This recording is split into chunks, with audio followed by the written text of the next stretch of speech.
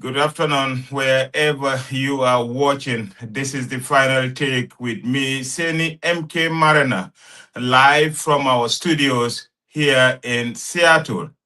Today, we have a special guest, Dr. Keba Jiba, retired major of the Gambia Armed Forces. We'll be talking about the recent Gambia-Senegal border crisis after the block incident, security risk, economic impact, and the way forward. My guest is a border and security analyst, risk analyst. So we'll be talking about his experience and what is the way forward about this unending border crisis. We'll take a quick break, and when we are back, we'll introduce our guest and then we will start the show shortly.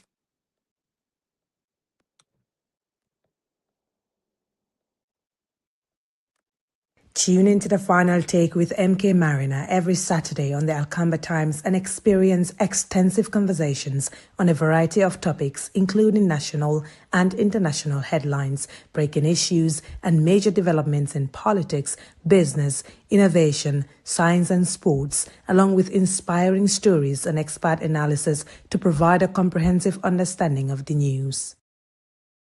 Welcome back, wherever you are tuning. This is the final take with me, Seni MK Marina.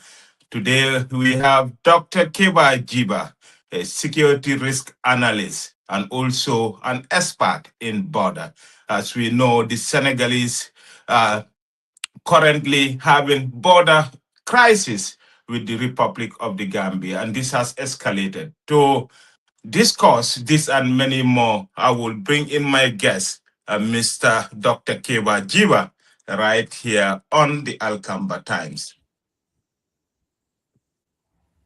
Welcome to the final take, Dr. Jiba.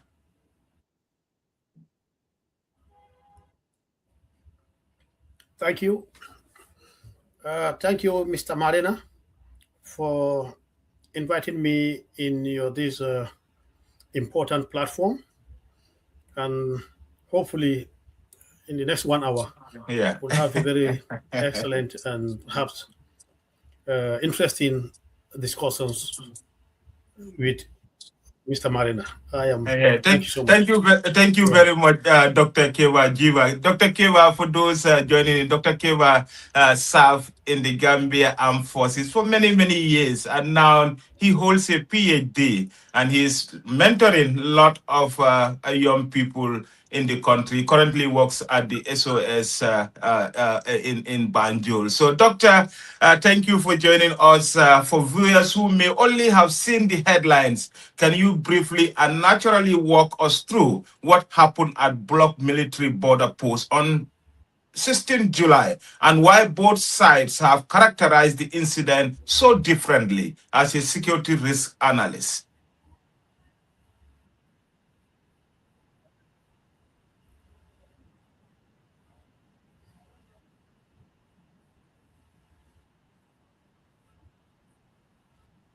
Dr. Keba, can you hear me? Yes. Thank you very much, Mr. Marina. Thank you so much, viewers. This is Alcamba Times platform, and I can hear you very well, loud and clear. I don't know whether you can hear me. Yes. Yes, I said thank you so much, Mr. Marina. And as you rightly said, for the past weeks, a lot of discussions have been centered on border security, and even of recent, we have seen similar activities also, or we've received similar reports happening in other part of the border, in the URR, in the CRR, and in West Coast region. And I think it is very important we first lay the foundation of the Senegambia relations, and we look at also our regional body that the Gambia and Senegal are all part of. That is ECOWAS. Yeah, when we look at ECOWAS, the formation of ECOWAS in 1975 May, I think it is 50 years this year, 51 years. ECOWAS have now 51 years since 1975. the founding fathers of ECOWAS came up with the establishment of ECOWAS to ensure that harmonization of our economic threats. And after the formation of this, we have also experienced several security issues. And the leaders in ECOWAS thought it very wise that it's important that they establish a department of uh, politics and security Mhm. in the ECOWAS departments. And Senegambia, we know Senegal and Gambia have a long-standing relations, and they have shared several values, which other scholars have stated that the two countries, if there would be any integration in Africa, I think it will first start with Gambia and Senegal.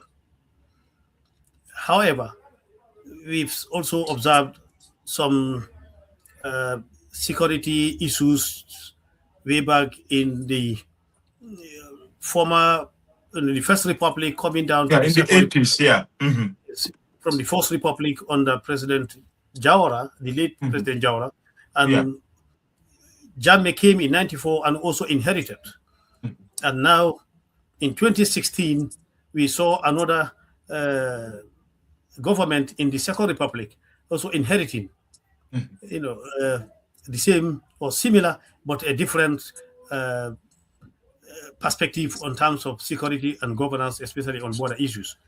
So when we saw that issue in around 2009, coming to 2012, these border issues continued Mhm. to emerge around the southern belt of the Gambia and Senegal. That Mhm. is Dasilame belt, Dasilame uh, going towards Fonyi N. Mhm. And having said that, uh, a lot of issues, communities also get involved. And these communities having that long-standing relations with their fellow community, in that belt, and they Mhm. have intermarriage. They've gone into intermarriages and other family relationship. And until 2015, when the issue, another issue also rise up. This was during the Jammeh's era, Yeah. and Gambia and Senegal, engaged in some military skirmishes in Yeah. 2015. That resulted Yeah. to our border commission to take a stand to see how best they could do to make sure that they resolve this particular issue amicably between the two countries. However, uh, it failed at some point because in 2015, the Senegalese government came with some GIZ and GPS that when they shoot those GPS, I tell you, it will take even Botrop, part of Casamas, Hmm. the Brikama itself, part Yeah, of the Brikama, Brikama where the is high called school is. Casamas, Yes. and Yeah. this made the former president, immediately sanction, cease the negotiations that they have to go. Mhm.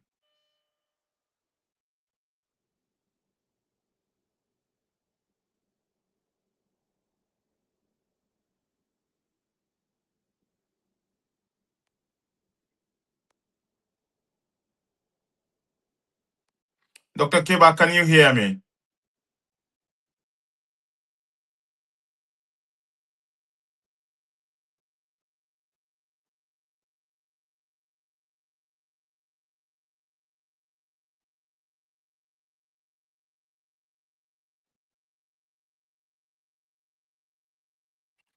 Dr. Keba, can you hear me?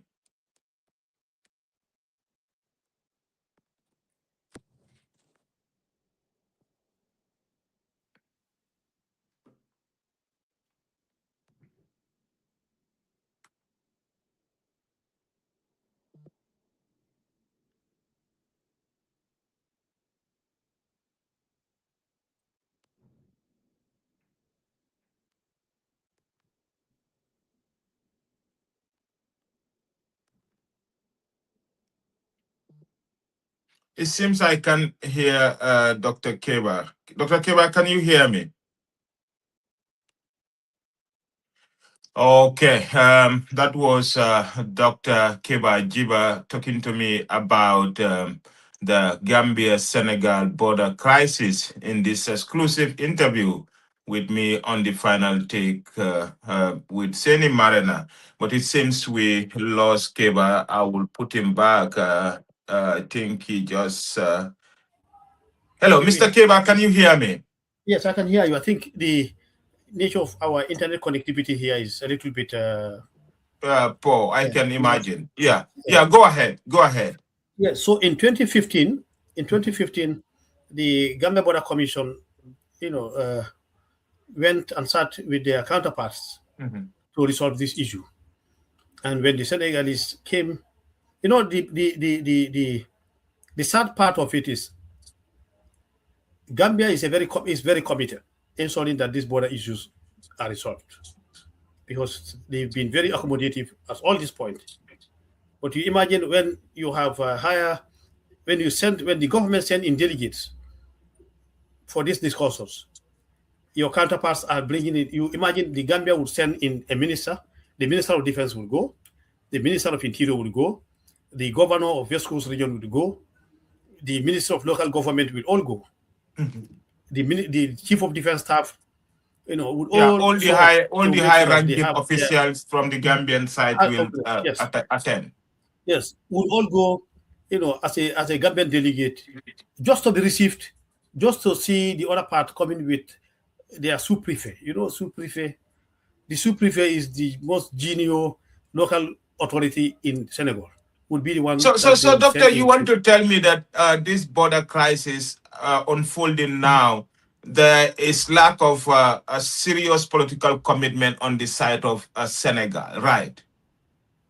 Yes, I would say there is no serious serious commitment from the side of Senegal. So that was why when the issue of block emerged came in, and I think the following day, the government of the Gambia also sent in their position on this. Yes, and then we saw again the Senegalese authorities also replying, and saying this thing has been they have been taking on these issues for quite so long, which I believe they have not made justice to that. They probably trying to mislead the Gambian people, of trying to mislead international community that they have been, putting on this, because Senegalese, the military, their military and our military have no business in demarcating any part of their territories to say that this is Senegal, neither this is Gambia. Whose mandate is that in terms of border demarcation? Because what we have seen recently is unprecedented. We have never seen so much force being used by Senegal to solve this border demarcation issue. And from my understanding, border demarcation issues had to do with diplomacy. It's diplomatic. You cannot solve border issues militarily unless otherwise. So why don't you think Senegal is not using diplomatic solution, but instead resorting to military solution to this border issue? Because just Friday in Nyamina and in Fuladu, we have received similar reports of the Zandarmori going into border communities, borderline communities, asking residents to stop cultivated in these farmlands, which Gambia claim it has been there since time immemorial. I think when you look at all these incidents, like I said, Senegal, it is very surprising to see Senegal using or coming up with some military maneuverings in the name of they are here to make or identify areas that they believe are part of the Senegalese territory. For me, it is not their responsibilities. If anybody who perhaps might be giving them those authorities. Perhaps the person or that leader is indeed trying to play games that is not expected of the two countries who share the same, values or common values, and where Gambia and Senegal, for the past 10 years, their neighborliness, I think, is unprecedented. Why I'm saying unprecedented? The current government, we saw in 2016 how Senegal also have an interest, how they inserted themselves in the internal politics and security governance in the Gambia. So if it has to be anybody doing that, it would be very surprising to see Senegal, taking their military power and coming to Gambia to say, here is our territory. And the worst part that I would say, if their military had destroyed perhaps buildings of probably civilians or communities, one would say yes, probably. But they have gone far. They have gone far to now hitting a military, installations of a sovereign state. This is very provocative. This is unacceptable, and it's also seen as perhaps, making certain provocations that will make Gambian go into war with Senegal, probably at that level. But for me, I would say Senegal being the aggressors. They are the aggressors. I think so in this case, Senegal is the aggressor, right? I just read a piece from Luis Farrakhan, who, in his remarks against Iran and US, he cited that aggressors are always the losers. What is good? What is good in having that good neighborliness between Gambia and Senegal? We shared so many. Yes, they are aggressors. That was Dr. Keba Jiva. Very interesting conversation, but he's finding the internet connection back home very difficult to connect. He's going to join us back again. So those tuning in, this is the final take with me, Seni Marena. We are talking about the latest happenings between the Gambia and Senegal in this crisis that we have seen from Bullock now spreading into other parts of the border communities in the Gambia. So we have seen that Senegal, since the Block incident, are not resting. They are going around to many border communities this past week, threatening Gambian farmers to stop cultivating in what they claim is a land that is form part of Senegal. Dr. Keba is back again. I will bring him to the studio to continue this conversation. Dr. Jiba, are you back? Yes. Yes. Go ahead before I ask you another question, because you are touching on an area which is very interesting. Go ahead. Yeah, because one thing that I want to, in fact, begin with this this conversation is bringing you some of the theories. That is some of the theories that would anchor on our discussion. One is the neo-colonialist, the neo-functionalist theory, and also the complex interdependency theory. When you look at the neo-functionalist theory, they believe in supranational bodies. And here, the supranational bodies, we have ECOWAS, we have African Union, we have the UN, we have other supranational bodies.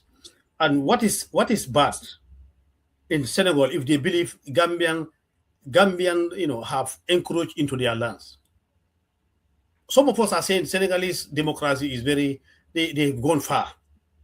They've gone far.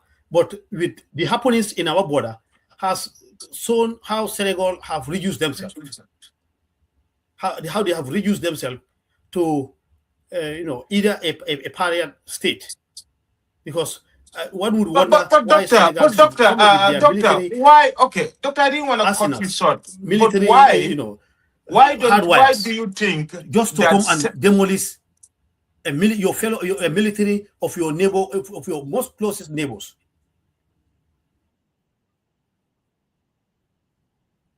I didn't want to cut you short. If you can hear me, Dr. Jiva, I just want Say to again. ask you why all of a sudden, Gambia and Senegal has been living, peacefully, for many, many, decades. And we have seen different leadership. We have seen the leadership of Senghor with Jaura. We have seen Ablai Wada with Jaura. We have also seen, President Macky Sall leadership. So all of a sudden, the Basir Jamoy Faye leadership, all of a sudden, is doing everything possible to, claim Senegalese to claim what he believes is a land that belongs to Senegal. And we have never seen this. Anyway, guys, Dr. Jiba is having some connections issues back home, but my technical guy Can you is trying to again? bring him back. Oh, go ahead, Doctor. No, I mean, can you go ahead? I have not heard your last questions that you. Yeah, no, my last question was, Doctor, why all of a sudden now? Because we have seen successive Senegalese government, Senghor, Ablai Wade, Macky Sall, and now Bassirou Diomaye Faye. Why all of a sudden Senegal is focusing so much on their territorial gains, until encroaching into Gambian lands? Why all of a sudden? Why the dynamic shift? I think it is it's very surprising. It is very surprising, very surprising to see the Senegalese taking this particular approach, because we would say that. Doctor, it seems your light went off. Did Nawek just take your light? Yes, Nawek take our light. Oh, unfortunately. So we'll manage that. I know it's electricity crisis in the Gambia, it's border crisis in the Gambia. So there's a lot of crisis in the Gambia. But I will go ahead. I have my yes. Okay, we'll manage with your lightning us. The most important thing is what is coming out from you. So go ahead, Doctor. Yes. Yes. It is very surprising to note that the administration of Diomaye and would come to this level. We have seen, some of us have not witnessed Senghor. We are not, but Abdou Diouf, we met part of Abdou Diouf and the former president's relationship, and we saw Abdou Diouf and Jammeh relationship was not that much. Probably at the first months or the first years, they had a very good relationship with Senegal, and Jammeh and Ablai Wade, we saw their relationship was not that much. Also, Kuzi, we saw Macky Sall. Macky Sall first year of in governance, they had a very good relationship with Jammeh, because he, in fact, his first visit after election was the Gambia. First visit was Gambia, but at some point they have severed ties. They sever their ties, and with Diomaye coming, until Macky Sall, then Macky had a very good relationship with the coalition partners in 2016, 2017, because one would say this is Senegal. They are the first country that ever presented the Gambia's case at the UN Security Council. In the 2016 post-election of the presidential elections, Senegal presented the case to the UN Security Council. Senegal took the lead. Senegal took the lead that Gambia are our neighbors, that when there is a problem in the Gambia, Senegal would be affected economically, politically, and even security-wise. Senegal is going to be affected, and they will not sit idle to see Gambia, getting into, another probably Somalia or wherever conflict zone. So they are not going to sit idle. And now Diomaye coming in again. We saw he has made several visits. Barrow also made several visits to Senegal. And a month before all these activities happened, we saw the Banjul Dakar presidential whatever meeting, you call it. Barrow flew to Dakar and had discussions. Diomaye flew to Gambia and had discussions. And Dr. Jiba, not to cut you short, but flew to Gambia to seek for our government support in his bidding to at the UN.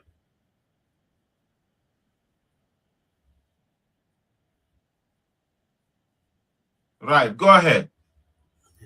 Go ahead.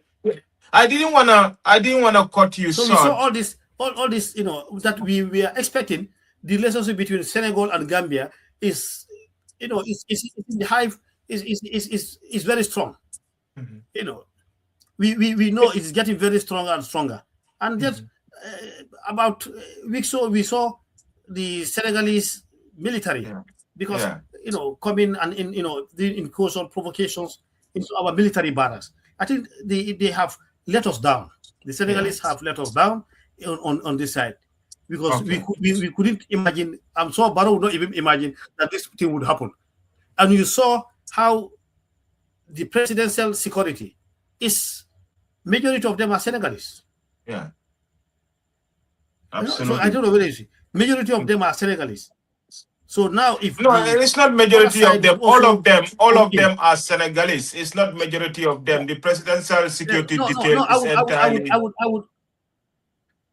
It's entirely. No, because I know the security detail. I understand the security setup. Because we have a commander, state guard commander, who is a Gambian. Yeah. But the Senegalese, the Barrow's presidential protection officer is a Senegalese. So it's a blended, blended security. Okay. That's why I said majority of them are Senegalese. To qualify it, majority of them are Senegalese. Okay. Dr. Jiba, you have spent years working on Senegambian border. That's the border between Gambia and Senegal.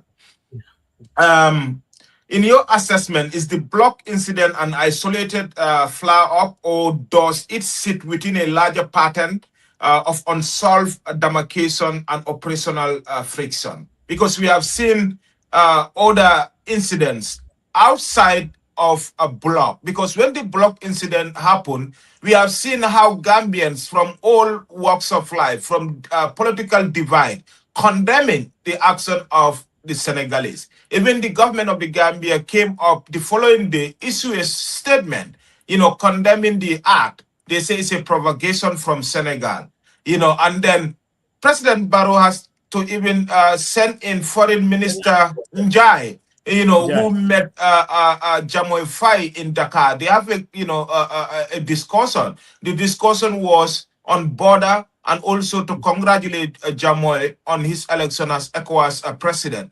Less than 1 week after that, we have seen Senegalese gendarmerie coming into Gambian border communities in Fuladu and Nyamina, asking them to stop farming because that land belongs to. Do you think that Senegal actually respect Gambian sovereignties, or do you think they want to solve this issue diplomatically or militarily? Because what we have seen, I as a journalist, we have reported this matter extensively, but what I have seen is that Senegal is trying to solve this border issue militarily.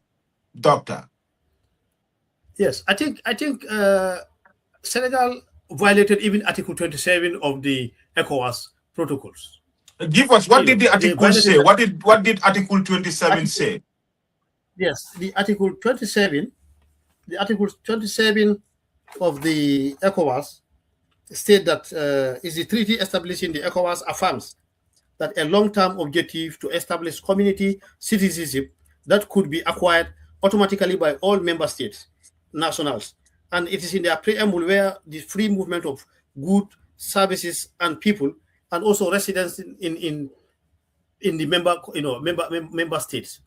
Like Gambia is a member state of ECOWAS. Likewise, Senegal is also a member state. So if Senegalese should go and say, okay, these farmers where they are is part of Senegal, therefore they shouldn't farm. Gambia is not only a country which has borders. There are African countries that also border, and they have similar issues. The same commonalities with Gambia and Senegal, what they are experiencing. And I also want to see that currently the current ECOWAS chairman or chairperson is Jomai. We saw the president of ECOWAS is General Biram Diop, and now the supranational bodies that I was talking about the the neo-functionalist approach, theory, where the Senegal now is the leaders have taken leadership of ECOWAS. I think they should be exercising more of leadership. Power, and influence. Yes, because the ECOWAS have handed over they have the trust. The member countries of ECOWAS have handed Senegal all this leadership. So Senegal should be a country to lead with examples when it comes to respecting the institutions of ECOWAS. They could influence. They could take this matter with very cautious and following the instruments that are laid by the very institution that has given them the mandate for 4 years and for 1 year, respectively. So I think Senegal, that's why I said they are beginning. People, Gambian government should see Senegal as a brother, but also when it comes to the governance, there's nothing like brothers.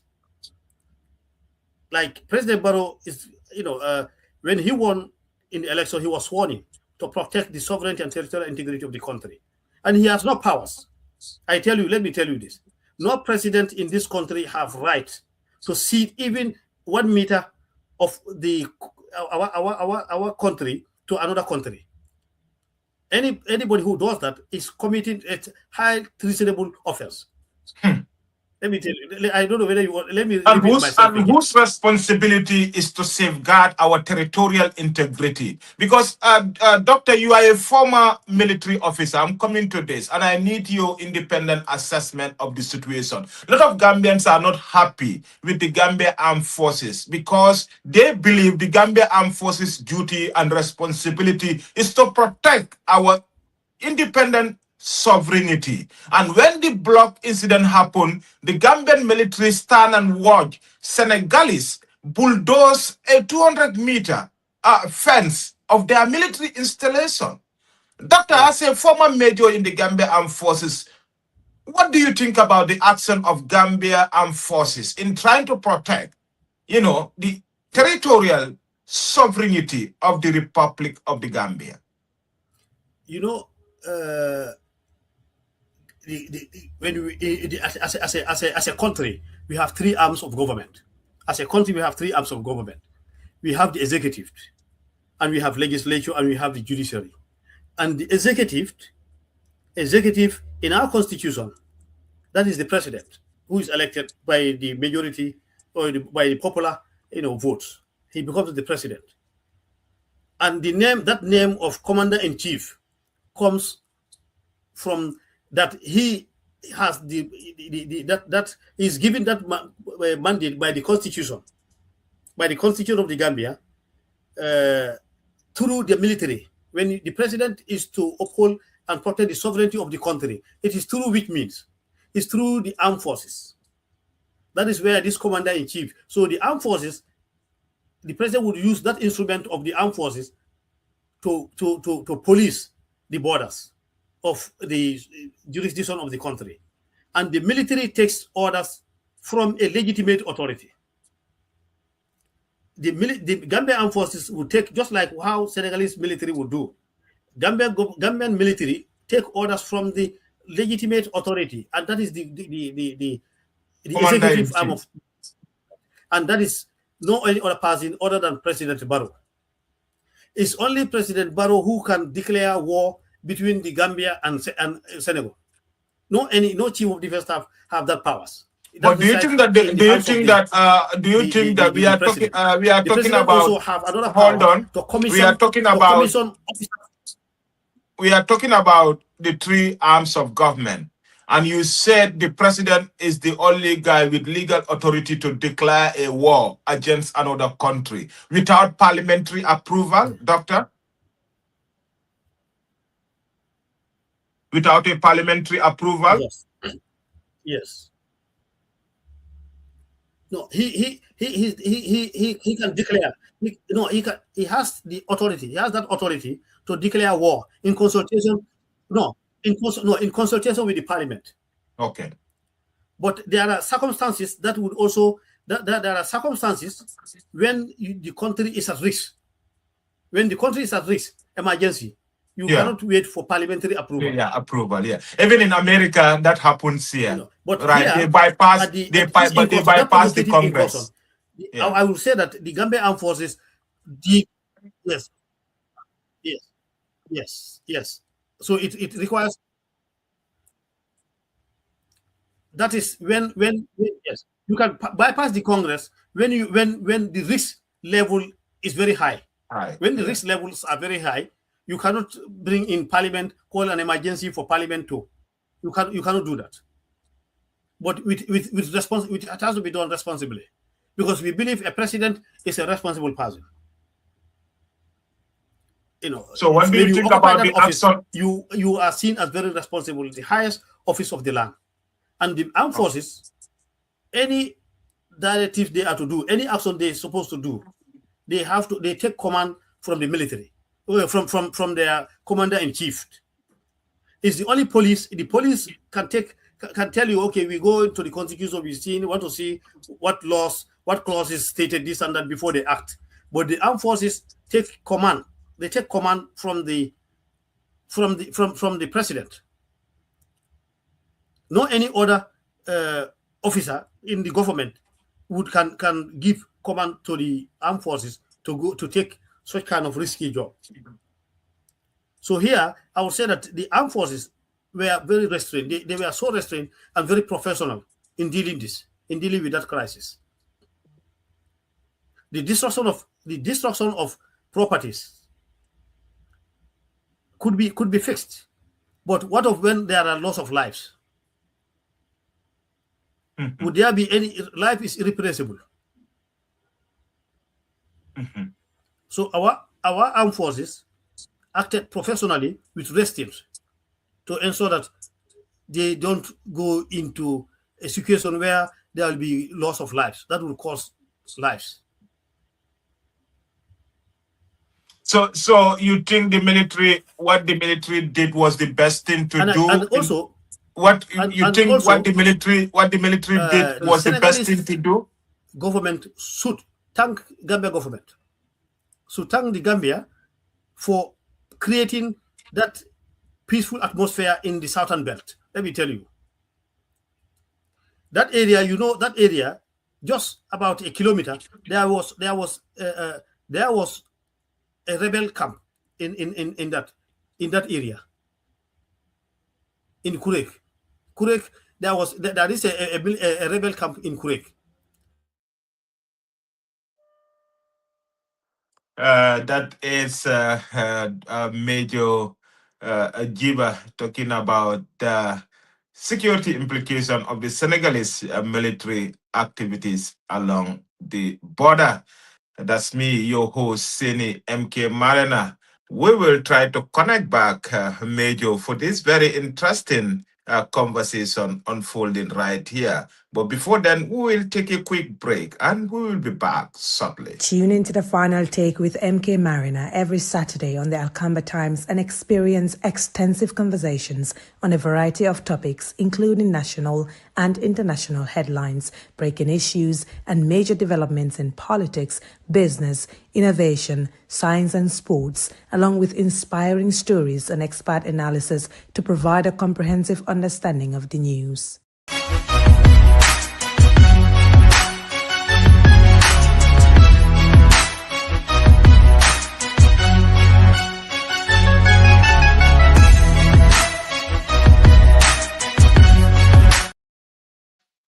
Welcome back, wherever you are tuning in. This is the Final Take with me, Seni MK Marina, live from our virtual studios here in Seattle. My guest today is Dr. Keba Jiba, Major Retire, a former member of the Gambia Armed Forces, who is now a security risk analyst, breaking down the recent events unfolding at the Gambia border with Senegal.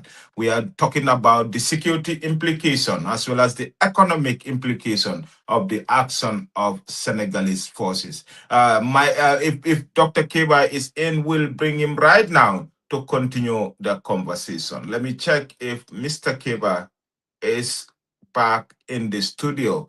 If not, we will take another a short break. And when we are back, we will continue the conversation. Tune into the final take with MK Mariner every Saturday on the Alcamba Times and experience extensive conversations on a variety of topics, including national and international headlines, breaking issues, and major developments in politics, business, innovation, science, and sports, along with inspiring stories and expert analysis to provide a comprehensive understanding of the news. Okay, it seems my guest is back after that short break. Dr. Kiba, welcome back to the final take. That's a very interesting conversation. I wish Nawekan Internet can leave you alone from Banjul so we can continue this brilliant conversation. Because, you know, when you have people who have knowledge about areas, it's important to digest this important issue. So I'm glad to have you on this show. So go ahead, Dr. Jiba, before I asked you another question with regards to this border crisis. Go ahead. Yeah, so like I said, the Gambia from 2017 to date has played a lead role or a key role in bringing peace in that southern belt of Senegal, or that southern part of Senegal, from 2017 to date. We can give credit to the government for that because of Senegal. For the past 40 years, they struggled to dominate that southern belt, that southern part of Casamance, because of rebellion in that area. Yeah. You know, with Jammeh 22 years, Senegal do not even have that courage to, you know, to move even a unit of a rebel camp in that area. But thanks to 2017, Gambia government supported morally, supported, you know, give them the base, gave them the base to have access to most of the rebel camps.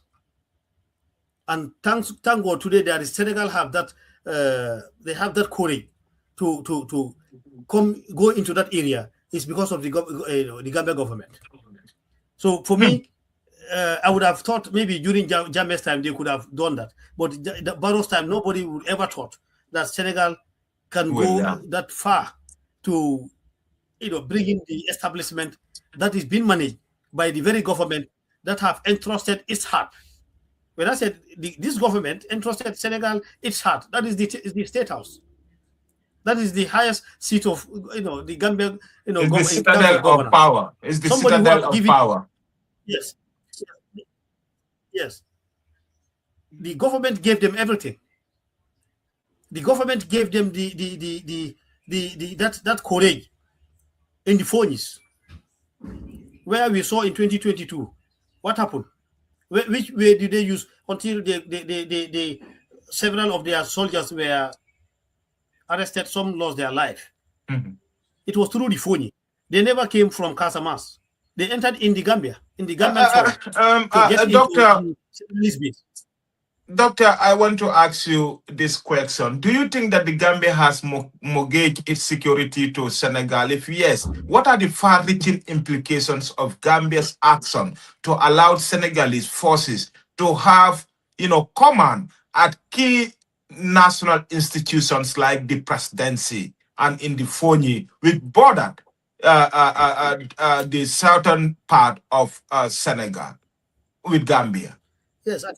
Yes, I think we should not also forget in 2016, a lot of things had happened, especially the media are now, you know, point fingers with the media. Media is one of the most powerful instruments.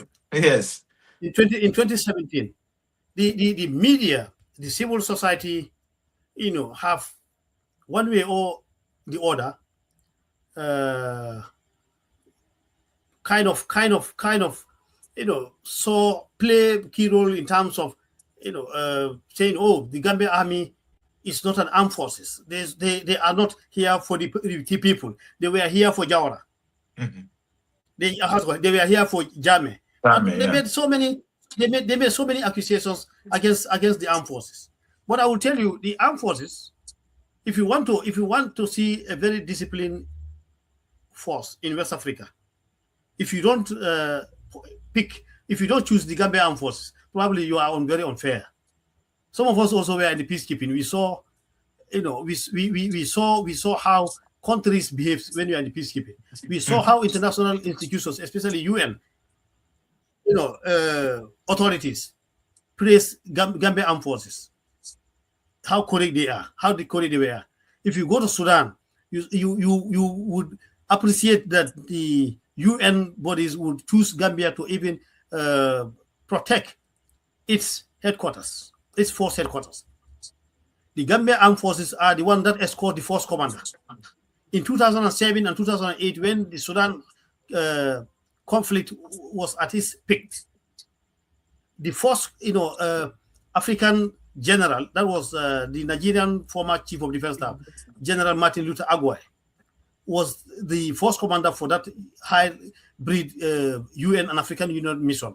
He get his protection from the Gambia armed forces. You get me? So Gambia armed forces have got more experience, both in the conflict zones and both in humanitarian area. And we continue to exercise that professionalism. Yes. If the armed forces of the Gambia was not a professional armed forces in 2017, let me tell you, we would have not been where we are today. So because of that restraint, we continue to show that professionalism that an armed force is supposed to behave. People will say, "Oh, army, you should have stopped them and fight." No, fighting when you fight, who lose? There is no winner in conflict. Let me tell you, there's no winner in conflict. Doctor, to be frank so with you, have so many, many things that binds us together between Senegal and Gambia than what divides us. Okay, Doctor, the Gambia Armed Forces is a very professional entity, and trust me, kudos to the members of the armed forces, because we have seen what the Gambia Armed Forces was able to achieve in international peacekeeping operation, from East Timor, to Sudan, even to Central African Republic. Gambian soldiers are known to be very brave, disciplined, but many Gambians back home feel that with all what the Gambia Armed Forces is doing internationally to bring peace and security and stability, when it comes back home, they are not translating that. So as a former major in the Gambia Armed Forces, what are the challenges that the army is facing in executing its mandate of protecting the territorial integrity, the territorial sovereignty of the Gambia? Because a lot of people are saying we have an army that is not effective to handle the current border crisis, because Gambian military forces will not dare go inside Senegal and demolish a military installation and come back to Gambia the following day. What do you think are the challenges facing the military, and how can we overcome this as a country in post dictatorship Gambia, if you would like to say? That one would say there are empirical evidences in Africa. This conflict, border conflicts, what are some of the challenges in resolving these border conflicts? Like Gambia is not an exception. One of the challenges are a system, political system. One of the challenges of border conflicts, one is political system. One. The second challenge is that political system trying to preserve, to continue, running their offices. That's number two. Mm-hmm. So when I tell you political system, we need a political will. There is a political will to allow armed forces to conduct its responsibilities. You get me? There must be a political will. I will draw you back still 2016 during the impasse. The military could have done so many things, but when that's politics, military sits and wait for orders, to able to execute, to able to translate those orders, to extract those orders and see whether they are rational or they are not rational. So the military in Africa, these are some of the border conflicts rather, these are some of the challenges. The political system and also the political, elements trying to preserve, that perpetual, running the affairs of their various countries. I will draw you back to in Nigeria, Bakassi Peninsula, Ghana, Togo, Ghana, Ivory Coast. Yeah. These countries have border issues. Yeah, as we speak right now, there is a border issue between Sierra Leone and Liberia. Yes. No, in fact, Sierra Leone, Guinea-Conakry and Sierra Leone. Yeah. Guinea-Conakry and Sierra Leone, Guinea-Conakry and Liberia. All these countries have all these border problems. And I will tell you that even the Senegalese, none of them can tell you here is where their country, stops, or this is where it begins, or this is where it stops around the border. The only thing that you go in certain areas is when you see a peg, these concrete pegs to show you that, okay, this is the border. This is the border peg. But how does that border peg, how do we measure, how do we follow it to see? When you see one peg probably in Fonyi, you go to Sewol, you see one border peg, you will not see it again. You go up to maybe Tambakunda, you will not see it. You go to probably in Gilamfare, then you go to Balen, you will not see it. You go to Funta, you see the. How do we follow these borders? So borders are like an imaginary instrument that you see it is placed, and then that is it. And then so for me, I believe in institutions. In this 21st century, I believe in countries, our leaders, to respect institutions, to follow institutions. We have permanent secretariat of Senegalo Gambia, or Senegalo Gambia Secretariat in Bakau. When this incident happened, they were not informed. They don't know. They were only informed, just like you and I knew it. Probably you, the journalists, knew before us. Yeah. Because of the media, people were able to send it. But the Senegalo Gambia Secretary were not there. The executive secretary of Senegalo Gambia Secretary is a Senegalese. Yeah, this executive secretary. Yeah. It's a Senegalese. Why is Senegal bringing in their civil servants to be their representative in terms of when it comes to borders issues? Maybe Senegal did that. Maybe Senegal did that strategically because they believe that having their man in Banjul at the Senegalo-Gambia Secretariat will give them, privilege. It will give them an opportunity, to fire shots in Banjul. But Doctor, before I let you, I have a lot of questions for you. I know this conversation is very interesting, and. The question is, with a good knowledge and understanding of this border conflict in Africa and beyond, what does the Senegalese army and paramilitary action along the borderlines, and how Gambia should have responded to this? What do you think of Gambia government response to this ongoing unprovoked attack by the Senegalese military and gendarmerie? I think it takes two to entangle. So, like I said, it takes two to entangle and two to, get into conflict. Yeah. And Gambia is showing, it's not about maybe fear of whatever would have happened, but Gambia is playing a lead role, showing that leadership, that we cannot go for war with our very people, that we share commonalities with them because of border. But you saw when the government sent in their foreign affairs minister, Brigadier General Seri Njai, to go to Dakar. I think this is what is expected.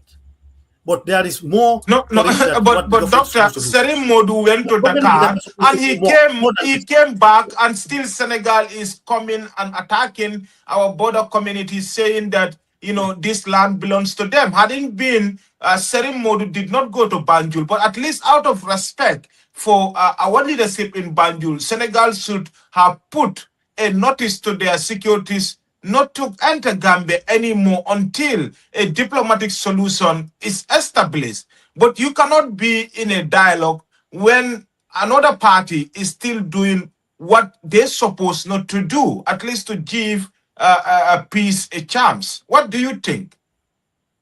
No, for me, like for me now, with all what Gambia, Gambia is trying to exhaust all these, tools, and we have seen that. So that is one of the approaches that the government, I believe. I'm not a spokesperson of the government, but I believe in, peaceful solutions in terms of conflict.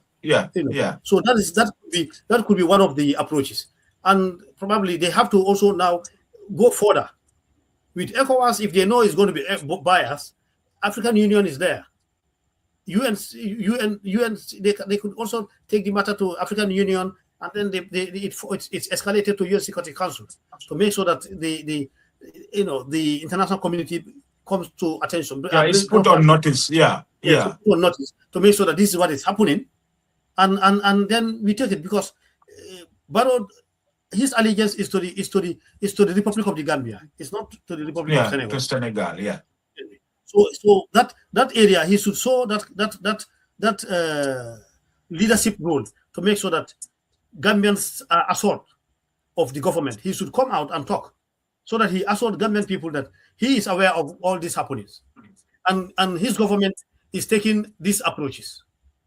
So that is very, very important. People cannot be sitting and speculating. When people speculate too much, there's no information flow. There's likelihood something could even happen that it could be a threat to national security. The members of the security outfits are all watching, and they are waiting to hear from their commander-in-chief what he's going to say. And when information is not going, it becomes a devil's workshop.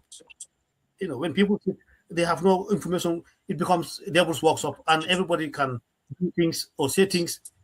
At the end of the day, it is not going to help all these border conflict resolutions. So I think government ought to do its right, ought to do things rightly, and also inform citizens of their positions of the happenings. Every now and then you are hearing they are in Yamina, they are in Fuladu. Not helping, and people are only now waiting who is reporting. The government is sitting since that report that they sent, and we had the foreign minister traveled to Dakar, and what is next? Governments want to know what is happening, what the government of President Adama Barrow is doing. Absolutely, Gambians want to know what Adama Barrow is doing to secure their border. That discussion is here right on the Alcamba Times. With me is a security risk analyst, Dr. Keba Jiba, a former major in the Gambia Armed Forces. Dr. Jiba, interesting questions and interesting conversations.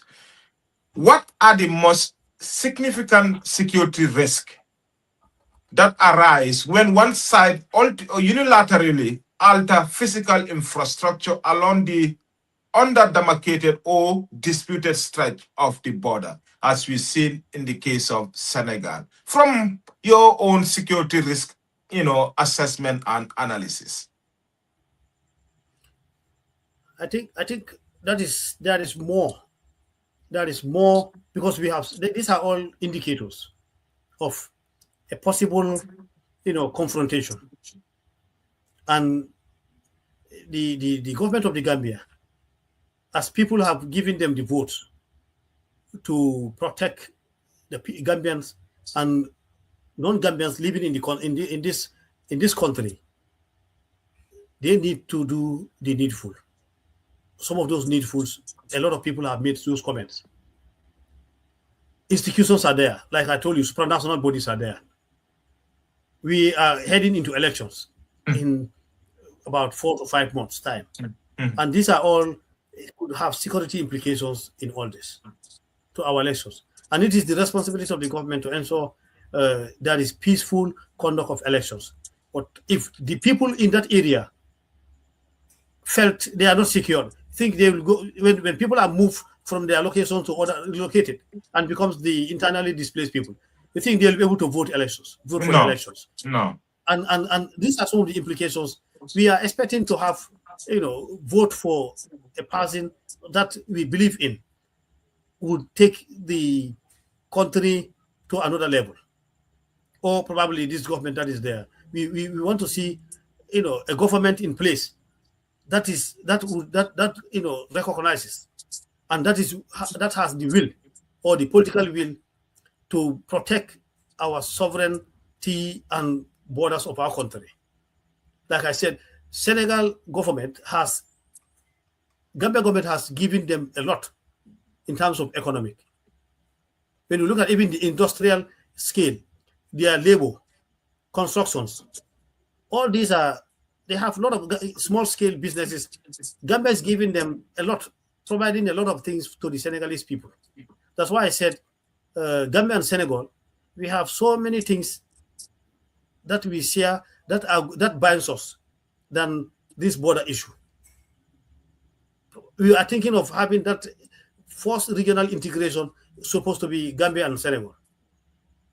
So if those two countries, if Senegal is behaving in a manner that is below the expectations of the very institutions, that is ECOWAS, ECOWAS protocols, are they the right country now with the helm of affairs of ECOWAS? Then I think Gambia government should now look inward, to also trying to build, their borders, and also support the institutions that are responsible in securing our borders.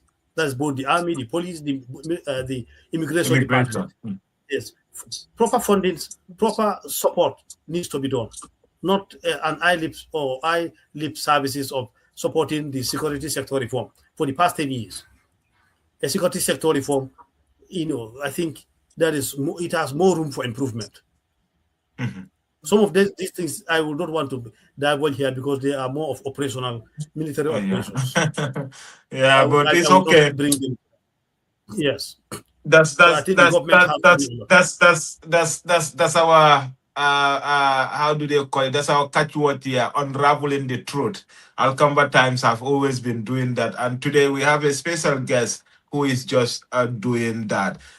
Doctor, I'm taking you to Casamas conflict because Casamas conflict is the birth of all this border crisis, and Gambia has long played a role in this Casamas conflict, especially during the controversial regime of ex-president Yahya Jammeh. So tell me, the Casamas conflict has long cast a shadow over border communities. From a risk assessment perspective, how does residual instability in Casamas still influence the operational environment along the Gambia-Senegal front line today? I think when we want to, only point fingers to Jammeh, I think sometimes we may not be very much fair enough to say that the Casamance conflict was, Jammeh was the one who, fueled it. No, we know it was Jawara started it. Jawara was there. And President Jawara benefited. Politicians, they benefited a lot from the Casamance conflict. Politician from both, is it politician from one side or from both sides? Yes. I would say I'm talking of only Gambia. I'm talking of the Gambia. Okay. I'm talking of the Gambia. Okay. Former President Jawara regime benefited politically from the conflict in Casamance. When I say politically, during elections, we saw communities in the border would cross and acquire, vote. the voters card and vote. Yeah. So because it was a moment that also counts on it counts on the electoral list of those voting for the government, and they benefited it, and it was fine with them. For years, Jammeh came in. This border issue from Jawara to Jammeh. Jammeh came in. He also saw the need that he benefited from the conflict, both from trade both from political, business, economic, business and businesses, all, politically, yeah, you know, absolutely. they all benefited. When and then we saw Mustafa Kamara, when his investigation led him to Casamas for this rosewood trade. Yeah, We know Mustafa very well. Dabo, Yes. yeah, Dabo, yeah, Mustafa Dabo, yes, Mustafa yeah, Dabo. yeah. We all knew Banjul don't have any forests, do they? No. We know they don't have any forests, but that Yes, is the loading please, you know station. place Yeah, station for rosewood trade to China, yeah, mhm. right? I think so. Yeah. And then you are policing in Biam, policing rosewood movement in Biam. I think that's a kind of unseriousness. That one would say the government is not serious on that part. I think the origin, where it is coming from, it is where Yeah, you're supposed to stop. yeah. But I can tell you, all those people also move in those rosewood. They also have the douanes in Casamas. They have the Senegalese military. Some of these militaries, they stay there they don't have monies to do whatever. They also playing, part of the deals Illicit, yeah, to prepare the float of this illicit trade. illicit, Yes, yeah, Senegalese military are part of this illicit trade. The Senegalese military are part of it. So where are they? Where are the rosewood that are now parked at Boyam? Who is managing them? Is it not the Senegalese? Where are they taking it? They are taking it to Casamas. What are they doing there? Do they burn them or what? They don't burn them. They're also benefiting from it. And Barrow came in, he also inherited it. He also inherited the same that the two governments, that came before him, from the political, economic, they're all benefiting from it. But I would say there must be a serious, both governments need to be very serious. Both Senegalese government and Gambia government need to be very serious to ensuring that there is peace and stability in that region.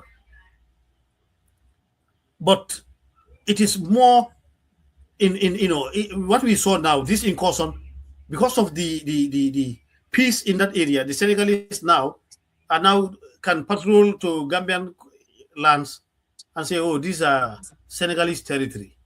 In the past years, they don't, because it was dominated by rebels, and the Gambian government, like I said, they also play their role, making sure that there is peace in that belt. If your neighbor supports you to make sure that there is peace, and then one day you jump and then do that, you think that is fair? It is not fair. When it comes to good neighborliness, that is not a good neighborliness. So the implications are a bit high that government need to know that they are a sovereign state. What come next? Do we know now? Next could be our maritime. That's why I said it is high time the Gambia government supports both the marine resources and also our land resources. Otherwise, our people, our forefathers preserve the country called the Gambia for us to be here, and we also owe our next generations that they should also come and we hand over this country called the Gambia to them until what Allah would give. If that is not the case, then we are not fair. We saw our founding fathers of the Gambia, President Jawara, Sheriff Mustafa Diba. These are people, 50 years, 60 years, they saw this. They preserved the Gambia for us. Jammeh came, he became a no-nonsense man for the Senegalese. And Barrow came, he gave them that, he accommodated them to a state of even providing them a state house, taking them to state house to take care of his security. Yeah. So is it a peacekeeping? Is it a peacekeeping force or a stabilization force? The ECOWAS mission was a stabilization force. And then 10 years, You want to tell us the Gambia is not stabilized? How can a country that claims that they are here to stabilize the Gambia, and now behind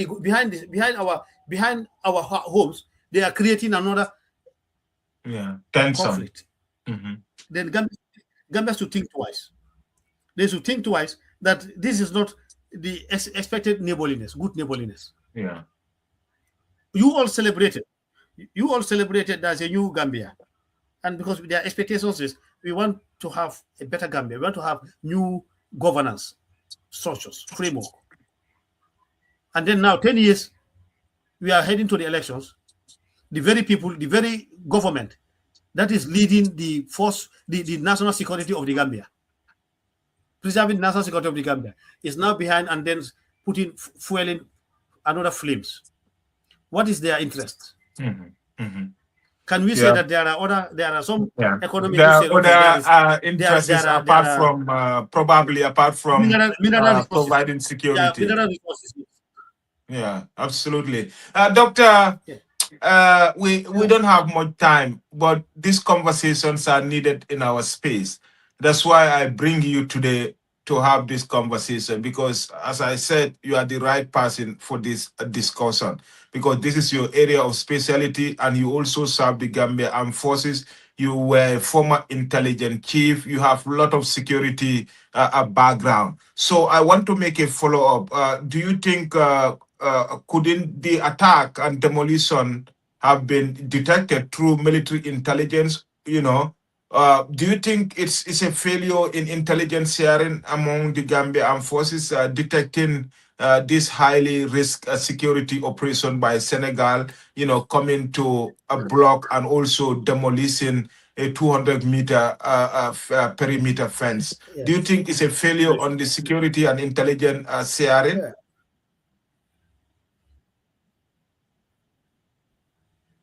Go ahead.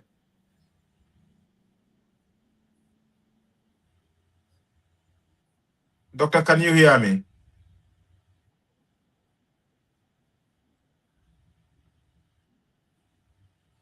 Yeah, you see, these are operational matters. These are security operational matters.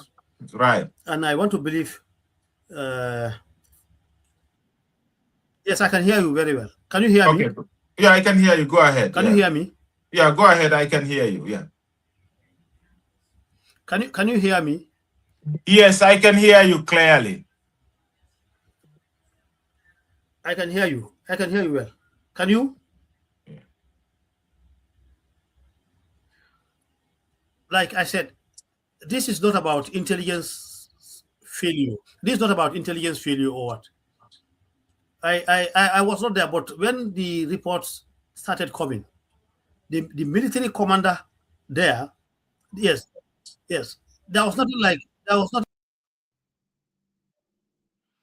It looked like we lost Dr. Keba Jiba talking about the security implications of the recent Senegalese demolition of a military perimeter fence in Bullock. We'll bring back Dr. Jiba, and we are just left with probably 15-20 minutes before we wrap up this interesting conversation. But we'll take a quick break, and when we are back, we will continue the conversation.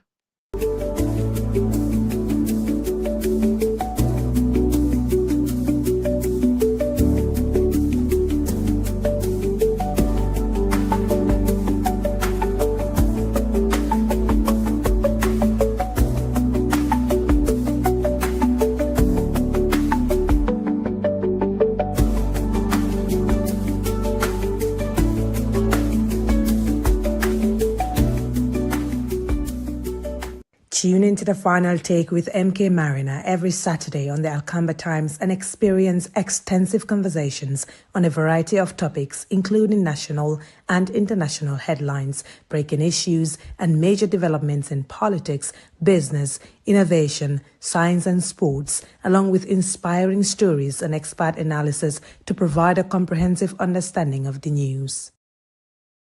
Welcome back to the final take with me, Seni Marina.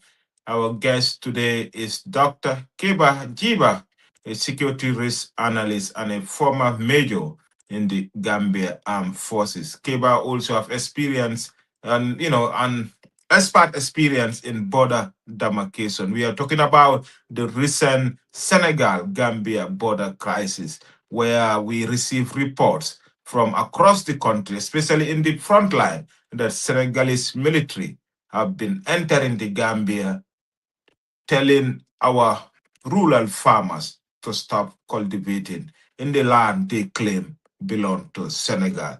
That's our discussion today. But it seems Dr. Jiba is back on the show again. Dr. Jiba, welcome back to the final take. I will bring you up on the stage so we can continue this conversation. Doctor, welcome back again. Thank you. I'm bugging. Yes. I think the Doctor, internet, interesting. Yes, both welcome network and back. internet is not helping. Yeah, it's not helping you, but you are doing so well. You are managing it perfectly well, because this is a conversation we can't afford to miss. You are talking about a lot of interesting stuff that Gambians need to hear, from your background in the military, in border demarcation, and also in intelligence. So, Doctor, looking ahead, where do you see the greatest opportunities, challenges, through improved infrastructure, clearer procedures, or regional frameworks, such as the Presidential Council Agreement, to turn the border from a point of friction into into an economic asset?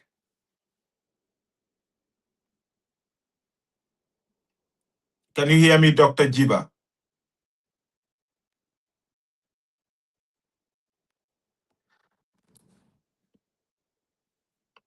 Dr. Jiba, can you hear me where you are?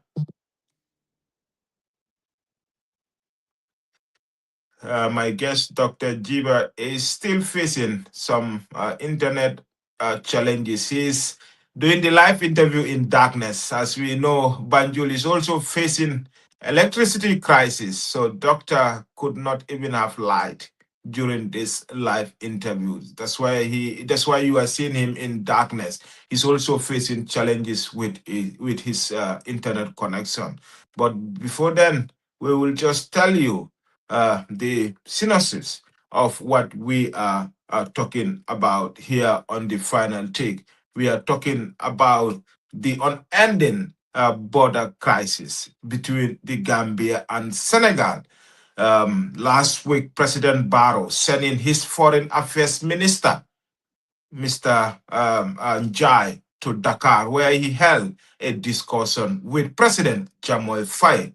But that discussion, according to analysts, didn't bear anything, because it was just 3 days after that discussion. We seen Senegalese military going into border towns again, asking Gambian farmers at the borderline to stop cultivation or they would risk being arrested. Can you imagine? Is Senegal believing in military intervention to solve the border crisis, or do they believe in diplomatic commitment? We will all unpack that with Dr. Jiba. We have already unpacked many of it, but at least we will unpack many I'm more back. in this 15 minutes to go. Dr. Jiba, welcome back to the final take again. Yes, thank you. Yeah, I think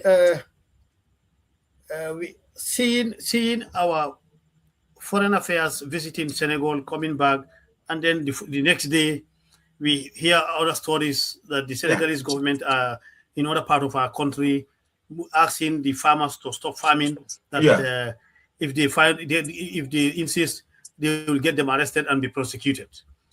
I think this are all indications that now our government, should now think twice, mhm, that they owe Gambians a duty.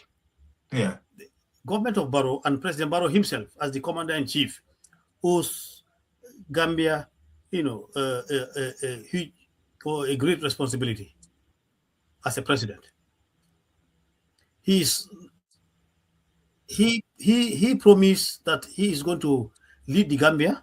and ensure that all people living in the country are are protected. They are to go for their normal businesses, do whatever what that is legitimate or lawful. Mhm. And here,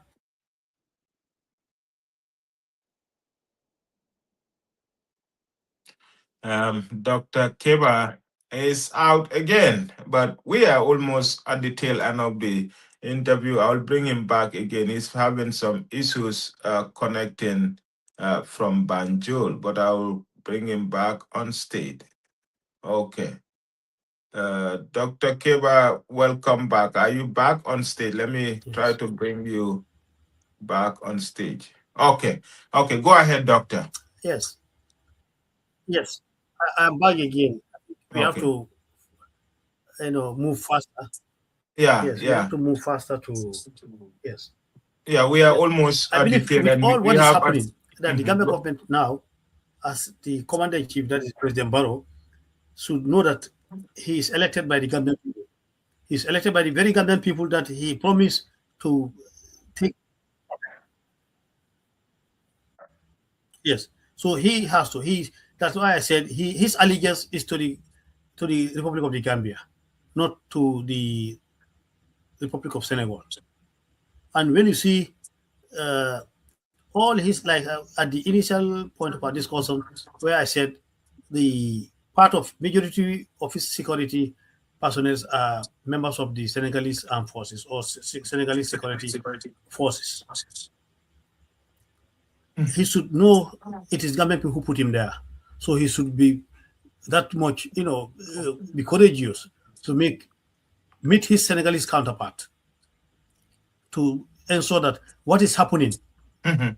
he's not happy with it, Mhm. and let the president of Senegal understand this. These are two countries that share borders. These are countries who have they have many commonalities. It's just the francophone and anglophone, you know, uh, that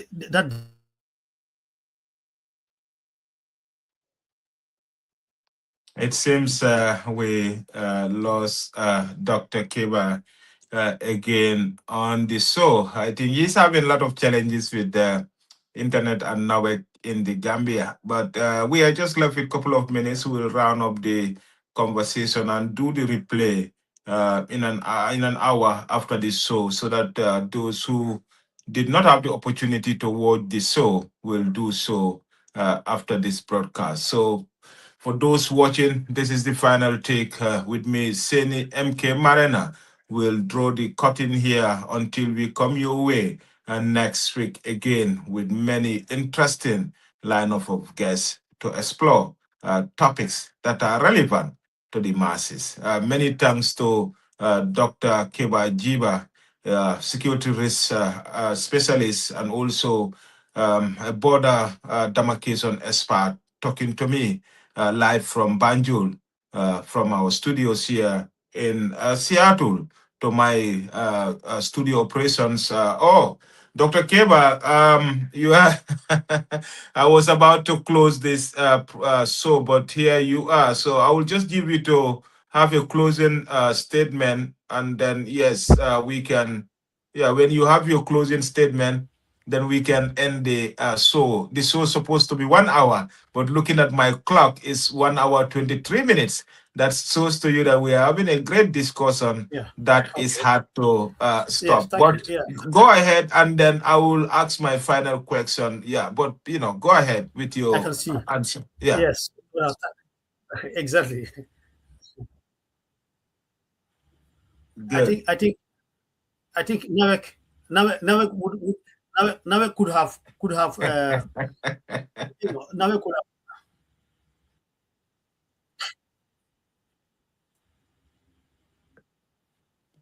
yes.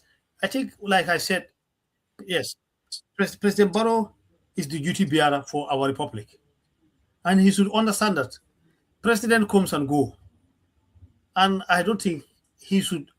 President Jaura came and he left. Yeah. Jame came and he left the Mhm, country in peacefully. mhm, And we want to also tell President Barrow that he's the duty bearer. He Yeah, bears absolutely. responsibility. Absolutely. He bears that responsibility of protecting the sovereignty. Dr. Jiba said President Barrow bear the responsibility to safeguard the sovereignty of the Gambia. That will bring us to the end of this interview. Dr. Jiba is having issues still, so we will keep talking to expert that matter, and Doctor will probably be our guest again on this show. Until then, do enjoy the rest of our program on the Alcamba Times. Always here for you, unraveling the truth. To my technical studio backup team, Osman Jah, studio operations, thank you for holding the fort all the way in Banjul. I will see you back next week on the final take with another interesting guest. Until then, bye bye, and do enjoy the rest of the week. Tune into the final take with MK Mariner every Saturday on the Alcamba Times and experience extensive conversations on a variety of topics, including national and international headlines, breaking issues, and major developments in politics, business, innovation, science, and sports, along with inspiring stories and expert analysis to provide a comprehensive understanding of the news.